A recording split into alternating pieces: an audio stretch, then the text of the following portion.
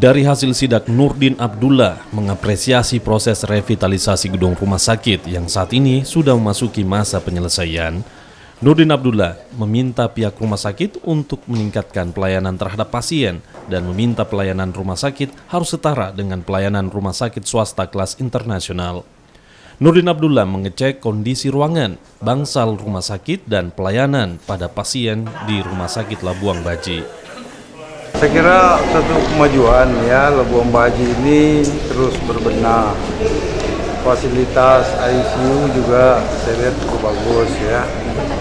Ya, tinggal bagaimana alur pelayanan ya, alur pelayanan harus perbaiki. Terus ya beberapa memang kualitas bangunan ya yang harus coba kita.